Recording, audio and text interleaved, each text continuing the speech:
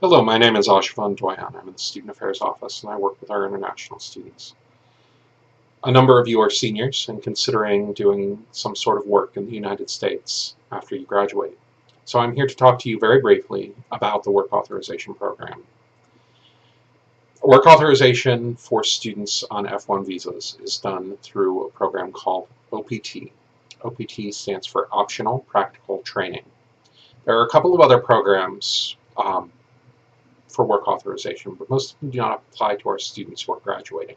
CPT applies to students who are current students, and H-1B visas are generally not available for students when they first graduate. So we're going to focus on the Optional Practical Training Program, which is typically referred to as OPT. So what is OPT? OPT is permission to work on an F1 visa. During ISP, we told you all that you had permission to work here at Smith campus, and that's true, as long as the source of the funding is Smith College. But when you graduate, it's important that you have work authorization to work off campus if you're working in the United States. So the first thing about optional practical training is it's optional. There's no requirement that you do OPT. It's an optional program to provide for practical training, which means that it's a chance to practice what you've learned. It has to be practical, which means it has to relate to your major. That's really important because it can affect your ability to get an extension if you want to do a STEM extension, and it can affect your ability to get further work authorization down the line. So the government is providing you an opportunity to have a chance to get some practical work and train in your field. It has to be based on a single major. This can be a complication for some of our students who are looking to get a STEM extension. If you are an economics major and a math major, typically you're going to want to get your OPT in the math major because the jobs you're looking for are probably going to be a combination of those two fields. If you get your OPT in your economics field, then you only have 12 months of available time. If you get it in math, math is a STEM major, which means you could get an extension. So it's important to think about what major you want to get your OPT in. It has to be in your field, and sometimes this is really easy. An economics major getting a job in a bank, or an economics math major getting a job as a financial analyst. That's fairly clear. If you are a biology major working in a lab, that's fairly clear. If you are a biology major getting a job in a bank, it had better be a blood bank because that is really not related. So think about how the jobs you're looking for are related to your field so that we can properly get you an optional practical training authorization. So it's practical training, which means it's work, and you are allowed to get paid for the work when you're on OPT. Paid includes some things that are not salary. So if you have a job that is providing you just housing and nothing else, that is still compensation. It's still something for which you would require OPT. You can volunteer, and you can volunteer while you're on OPT. So if you wanted to get a position as a volunteer working for a nonprofit organization that typically takes volunteers in your field to do things, an organization designing better levees for Louisiana or something, where they have lots of hurricanes, and so there's organizations working on that. I don't know if there are any, that's just an example. But it has to be an organization that typically takes volunteers, and typically takes volunteers doing what you're planning on doing in your field. If you can afford to do that, that's great. You can volunteer.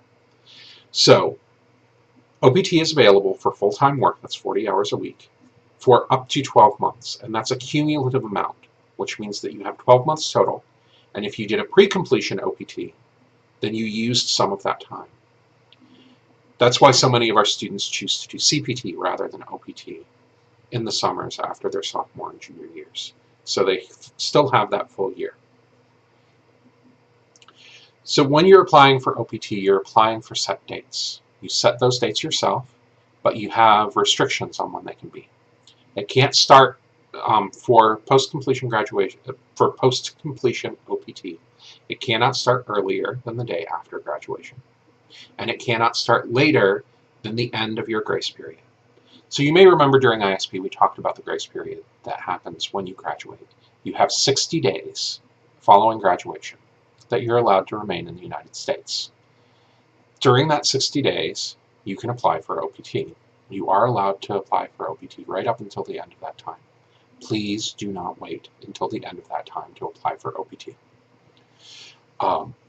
Because the OPT application not only has to be completed by us, we have to create a new I-20 for you, but it also has to be received and the processing started on that OPT application before the end of that grace period. And it can take a long time to get the card, which I'll talk about later in the video on how to apply. So you have to set a date. The date has to start no later than the day after graduation. No earlier than the day after graduation, and no later than the end of that 60-day grace period. So typically you're looking from a date somewhere between about May 20th and about July 15th. This year those dates are May 19th and July 17th. So it's important to think about those dates and decide how long you can afford to live without a job. It's obviously easier if you have a job offer. So speaking of job offers, there is no requirement to have a job offer in order to apply for OPT for graduating seniors who are doing post-completion OPT. Pre-completion OPT has a different set of requirements, and I may talk about those in a different video. But this one is really focused on post-completion OPT, and you do not have to have a job in place before you apply. Once you get a job, you do need to inform us. And during your OPT, we always need to know 3 pieces of information. We need to know your employer's name, your employer's address, and also your address. Those are things that we're required to keep updated in SEVIS. There's a difference between applying for these dates and your start dates. They don't have to be the same, but your job dates, your actual working dates, always have to be within the dates of OPT. So you can't set a date of July 17th and then start working on July 1st. Okay? But if you start your OPT on July 17th and aren't working until August 1st, that's okay. You are allowed to have up to 90 days of unemployment during the OPT, but all of your work dates, all of your employment dates, have to be within the period you specify during OPT. Obviously, people who have a job offer on the table are at a great advantage because they know exactly when their start date is, they know exactly when their end date is, and they can just apply for 1 year starting on the date, on their start date, and go for 1 year. If you don't have a job offer, you have to guess, and there are 2 dates that are typically used.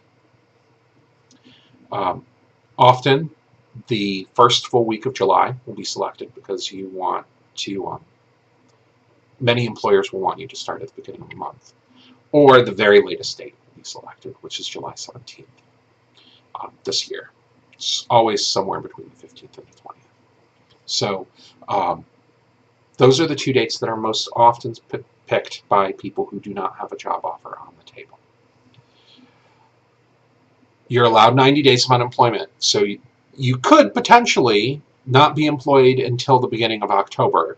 You would have a 60-day grace period, which is until July 17th, and then 90 days of unemployment.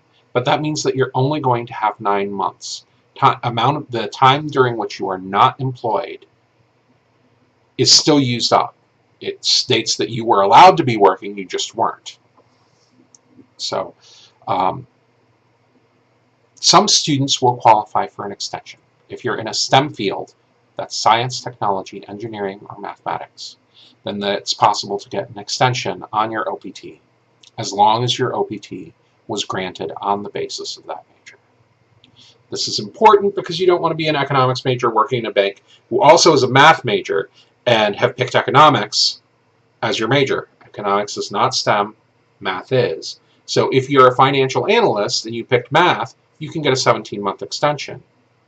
But even if you were a double major, if you did not get the OPT on the basis of the math major, you would not be allowed to take the extension. So it's important that you talk to us about that.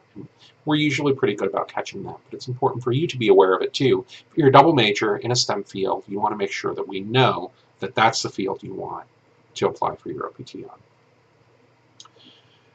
OPT is optional, which means there is no funding for it. That means you have to pay for your OPT yourself. It's $380. That's a lot of money, and there's no way to mitigate that at all. It's always going to be expensive, and we cannot provide you with funding for it. So I'll talk a little bit in a different video about how you go about applying. I hope that gives you some background on optional practical training. And watch the next video, and you'll find out some more about how to apply.